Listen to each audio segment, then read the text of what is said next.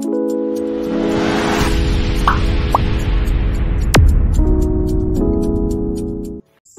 everyone, welcome back to Sia Vlogs. नै जोंहा एम्बु नागिरदों बिदाजों आंजों मोनानि खाजा मा जानो मा मानो जादों नालाय आंखायनो बेदरबो बायनो फैसाबो गैया नालाय आंखायनो एम्बुखौनो नागिरलाबायबाय गोबावखासैबोमोन एम्बु जायैया मोनबायबो दां हनै मोनबाय मासे मोनजेनबायबो नै दा होमबा नागिरनोसै नायबाय थाबानो जाबाय भिडिअखौ आइ बारबायसो नै थांनोसै मोनगोन मेरला दं रायज्लायनायखौनो जायाखै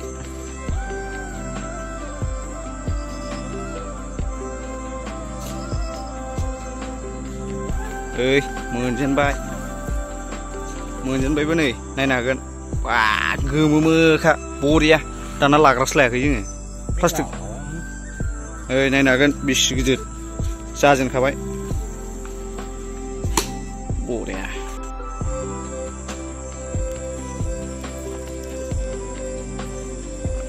मोनबावबाय गोमोखा हिट दे दोनदो आं माबानोसै जाजेनबाय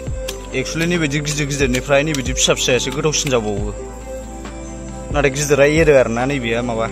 मोनसे मोजांबा मोनसे गाज्रि होननाया बेनो जाहैबाय जेरावबो गोजानाव नागिराखै जोंनि न'नि बारियावनो दस्रायावबो नायगोन नायनाया जोंनि न'नि बारियाव बेराद ओंखारो नालाय नै बिदाजों आंजों बेजों गोथाव जायो बरिया दोनदो जाजेनबावबाय आंहा नै गरम मोनथारनानै जोंनि न' खाथिनि आयंमोननाव दै गुसु लोंफैदोंमोन फ्रिजनि बैलाय जोंना न'आ बैनो लाइजोंनिया नैबे आयंमोननि दा नै बिदाया मासे मोनबावबाय नै हनै बै फुख्रिथिं नायदोंमोन गिदिर बरिया आगाम नै मासे मोनबावबाय गिदिरथार बेबो दिनैनो जाखागोन गाबोन थाबोन खोथा गैया आंहा नै बिसिनावसो जाहैगोन थारमाने बिदामोननावसो दिनै दा गोदानायखौबो देखायनोसै ओमफ्राय एवनायखौबो देखायनोसै जाहैनोसै बिसिनाव दिनै आलासि गैला जोंहा बारि नागिरखांबाय दा नै लामा नागिरनांसिगोन आरो बारा गोजान थांला बारा नांखाया जोंनोबो बांद्राय जाया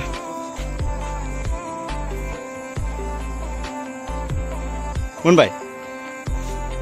मोनबायलै साला आंलाय आंनि रायज्लायनायजों आनलाखिसो जाबाय सानदोंमोन मोनबायलै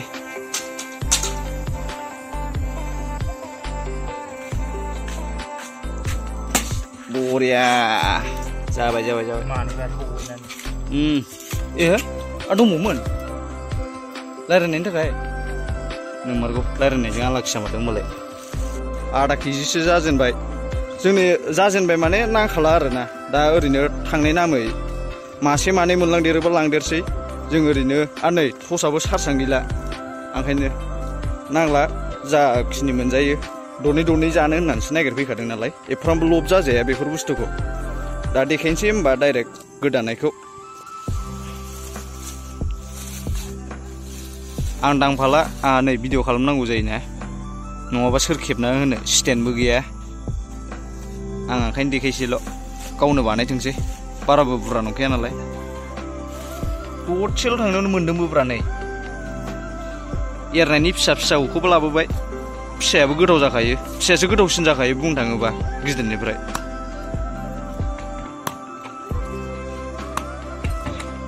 एम्बु खुनाय एम्बु गोदानायाबो फरमुला दङलै नै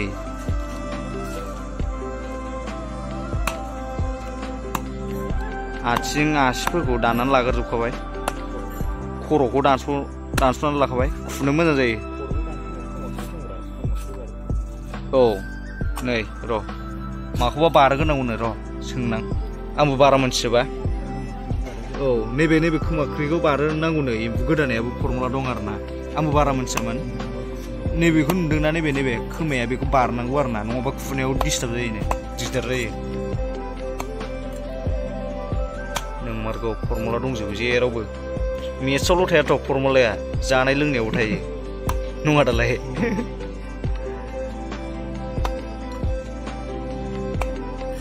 बरिया आल खायदानि दानस'नानै लाग्रोजोबखाबाय दा खुनांसिगौल' गस्लाखौ आल खायदानि दानस'ग्रोजोबखाबाय नै खुनायाबो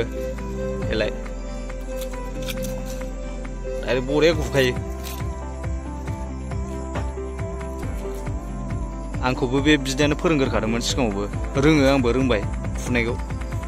रोङाबा हले आधा घन्टासो लानो हागौ जलाजोबगोनसो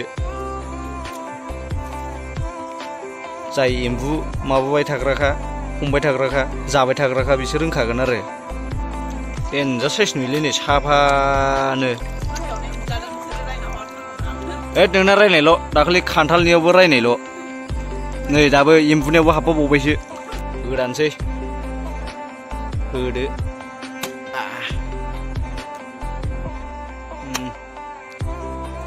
ओमफ्राय बिसि साइज अमा बेदराव थाबानो समाया दाउ बेदराबो टेस्टआवबो थाबानो समायखाया मागोना दाम बे बुस्थुआ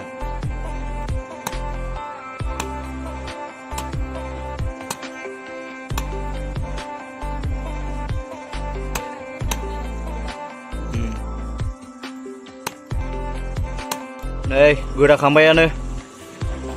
लास्ट बेनो गोदाखांनायनि उनाव बेखौ रुग्रोगोन रुखांनायनि उनावसो एवगोन देनजार गोथाव एवगोन बेखौ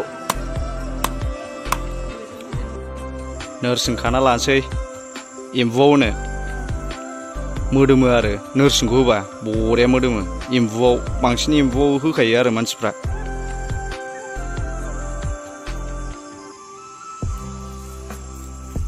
नै खाना लाखांबाय दा सुना होनोसै आरो एम्बुखौ रुगारग्रोसै रुगारनानैसो एवगोन गोथांबाबो जागारगोनसोलां दा एवसै रुगारनानै लाखाबाय नै फानलु देनानै लाजोबग्रोखाबाय रेडि जोबखानै रेडि खालामनानै लाग्रोजोबखाबाय खालि एवनांसिगौल' थावखौ गरम खालामग्रोनानै लाबाय ओमफ्राय एवनोसै जोंना बिदाया गोरों माबायाव थाखानाय नालाय रेस्टुरेन्टआव थाखायो नालाय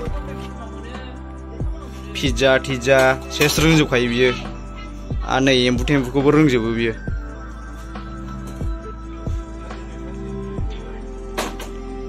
बेनो एवथोंसै गोथाव एवखायो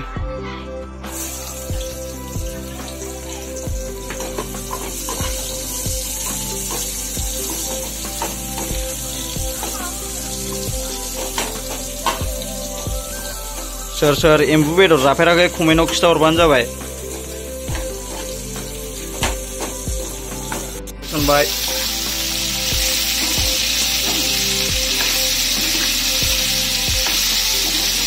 दा बेखौ बायनांगौबा 200-300 थाखा जाबायमोन ना 250फोर 250-300 बेफोरबायदि जाबायमोन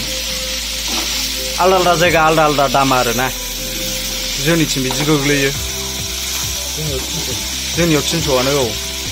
आधा केजि ना बे आधा केजियाव 300 जोंथिं फानलु होनसै एबार नोरसिंखौथ' लासावसो होयोना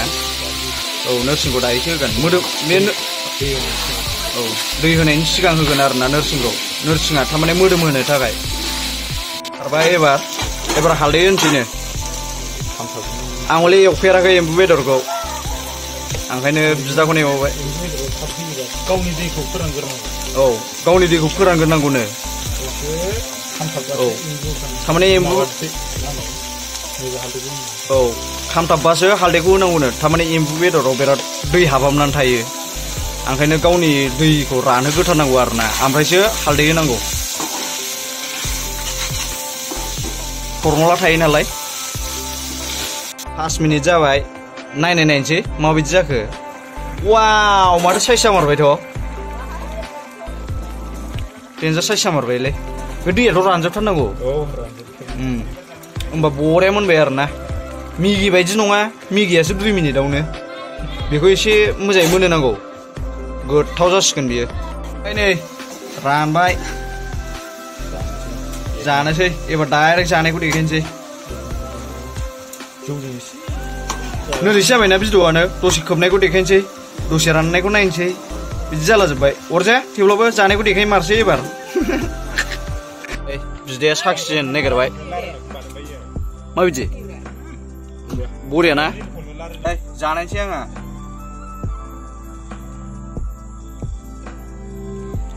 नंगौथ' गोथावमार जानो गोथाव जामारबाय अख्राङाव दं ना फाथालाव दं बायदिसो मोनलायलांबाय आं गोथावानो आयु गोथावमारलै नायनो हागोन देन्जार साइसखाबो साइसबो गोथावबो